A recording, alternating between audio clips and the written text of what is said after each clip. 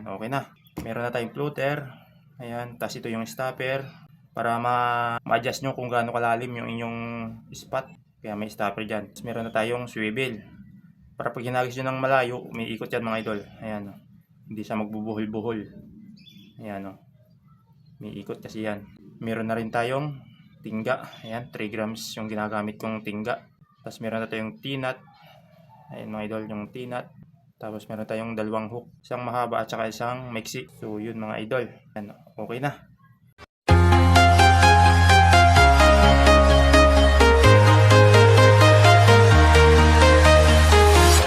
I'm walking alone, the streets are empty. The only thing I can see is my own silhouette. Yun, hello, what's up mga kamuratan? Welcome back to my YouTube channel. Ayan, for today's video mga idol ay mag-share po ako ng isang tutorial. Ayan, kung paano gumawa or mag-sit up ng pamingwit na pang tilapia mga idol. Actually mga idol, kahit anong isda na kumagat dito ay mahuhuli. Pero para sa akin ay pang tilapia. Ito kasi sa lakeside tayo namimingwit mga idol. Kaya pang tilapia po yung ating gagawing sit up. At kung ikaw ay bago pa lang sa pagkahilig sa pag-fishing, para ito idol sa iyo. Ayan, itong video ito. At kung sakali man na magustuhan mo idol, ay inaanyayahan po kita na pindutin ang subscribe button dyan sa may ibaba. At pakihit na rin po ng notification bell para kayo laging maging updated sa mga bago ko pang i-upload na video. Ayan. So ngayon mga idol, ay aking ipapakita sa inyo yung ating mga gagamitin sa pag-sit up ng pamingwit na pang tilapia. Ayan. So, let's go mga idol. Simulan na natin. Ayan mga idol. Itong mga kailangan natin.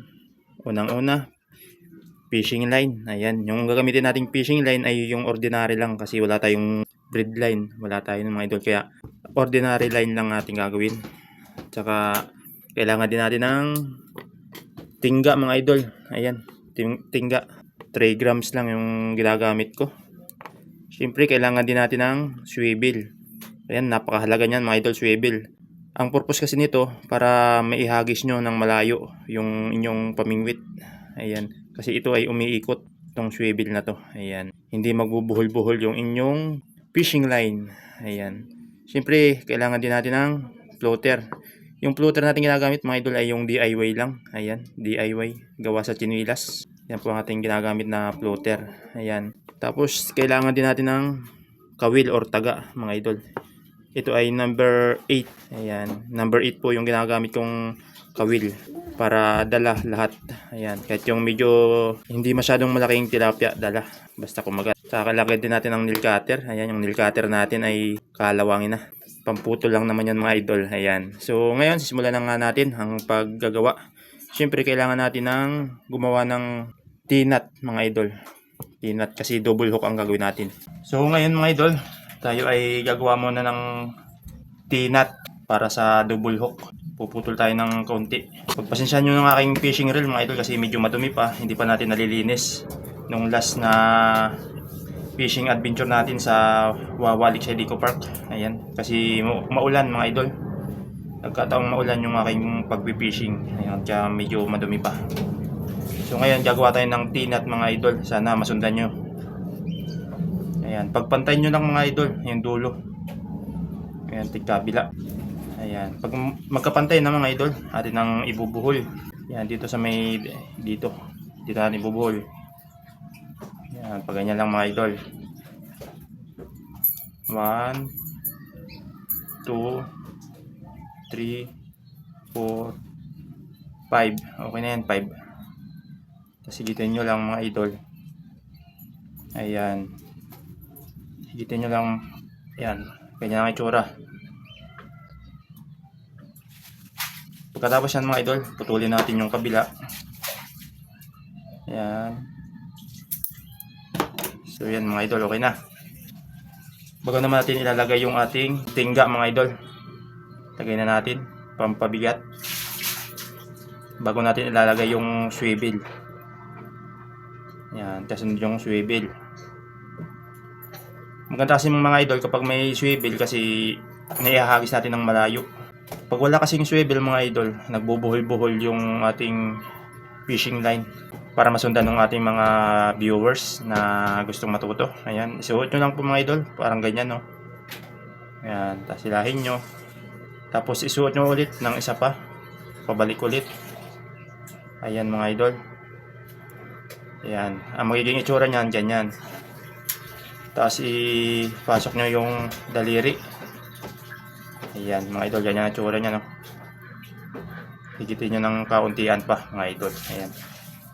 Tapos bago natin iikot ng isa, dalawa, tatlo, apat, lima, anim, pito, 8 ikot mga idol. Ayan, 8 ikot. Tapos isuot nyo ulit dito yung pinakadulo para pang lock. Ayan, tapos higitin nyo na mga idol. Ayan, higitin nyo, ayan, maglalak na yan. Ayan, ganyan mga magiging itsura yan mga idol, oh. Ayan, matibay na yan. Ayan mga idol. Tapos putulin nyo na itong sobra. Ayan mga idol. May swivel na tayo. May tingga na tayo. Gagawa naman tayo ng T-nut dito mga idol. Ayan. Ito yung T-nut. Gusto ko kasi double hook para pag naubos yung sampain, may isang reserba mga idol. Yan, ganyan mga idol, oh. Ikot nyo ulit. Ikot nyo ulit mga idol. Ayan. 1, 2, 3, 4, 5, 6, 7, 8. Ayan. Tapos ilusot nyo yung dulo. Ayan mga idol. Hilahin nyo. Ayan. Tapos higitin nyo ng mga idol. Ayan, higitin nyo hanggang ganyan na mag-iitsura nyan mga idol. Parang ano na siya, T-nut na mga idol. Ayan, oh. Ayan na ang itsura nyan mga idol. Ayan. Tapos lalagyan natin ng hook mga idol. Number 8 na hook. Sa paglalagay naman ng hook mga idol, kailangan yung isa mahaba, yung isa mixi. Isuot nyo lang dito sa butas. Ayan mga idol. Tapos higitin nyo. Ayan. Ayan mga idol.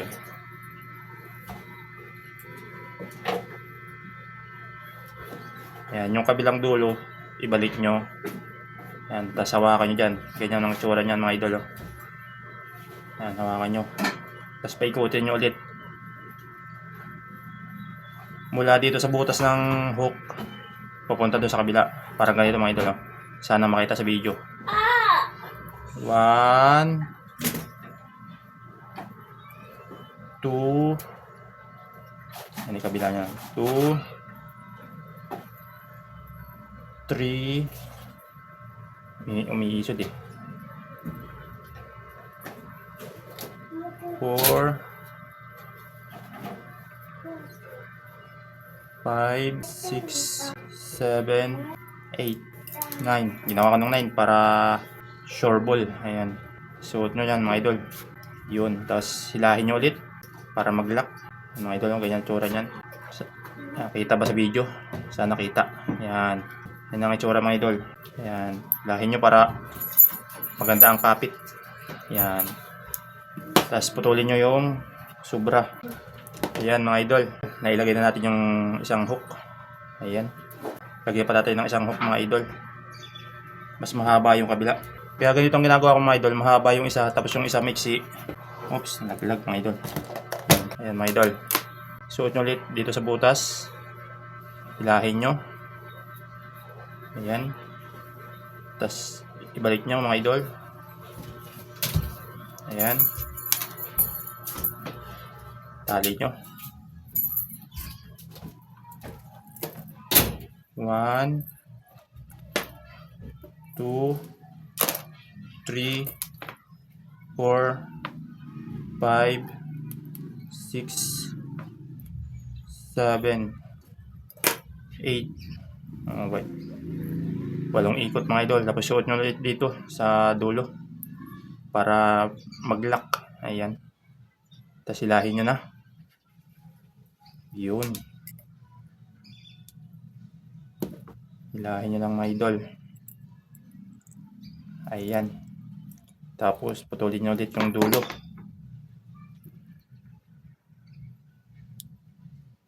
Yan, okay na mga idol. Ganyan ang itsura niya, no? Yan. Mas mahaba yung isa dahil para yung sumadsad mo yung kabila, yung kabilang hook ay nakaangat sa tubig. Ayan. Yan ang itsura niyan mga idol. Kahit sa tubig alat pwede yan. Yung ganyang sit up. Tapos kung maglalagay kayo ng floater mga idol, isama na rin natin paglalagay ng floater. Kunwari, ayan. Ito po yung ginagamit kong stopper. Ayan, yung stick ng lollipop. Pinutol ko lang. Ayan, suot nyo lang mga idol. Kung may available ko yung stopper, mas maganda. Pero ako walang available, kaya ito nang ginagamit ko. Tapos lagyan lang ng ano sa gitna. Ayan. Yan mga idol.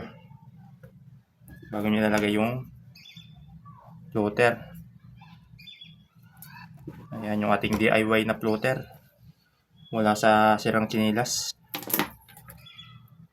Tapos ilagay na natin itong ginawa nating sit up. Ayan.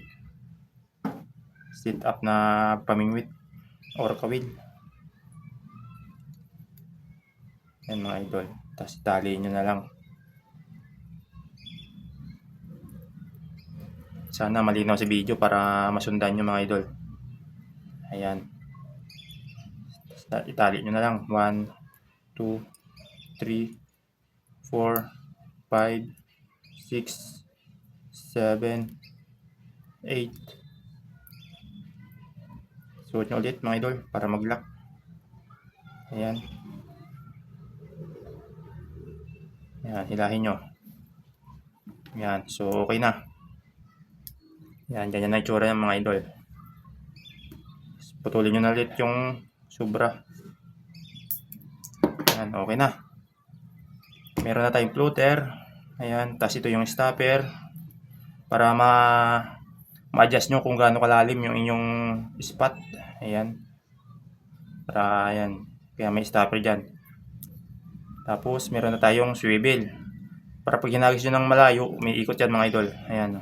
Hindi siya magbubuhol-buhol. Ayan o. May ikot kasi yan. Tapos meron na rin tayong tingga. Ayan, 3 grams yung ginagamit kong tingga. Tapos meron na tayong T-nut. Ayan mga idol, yung T-nut. Tapos meron tayong dalawang hook. Isang mahaba at saka isang maiksi. So yun mga idol. Ayan, okay na. Ganyan lang po mag-sit up ng pamingwit na pang tilapia. Ayan. Sana nasundan nyo mga idol. So okay na mga idol. Ayan mga idol, sana nasundan nyo yung aking tutorial kung paano mag-sit up ng pamingwit na pang tilapia. Ayan. Pero hindi lang pang tilapia yan mga idol, kahit anong isda pwedeng mahuli yan.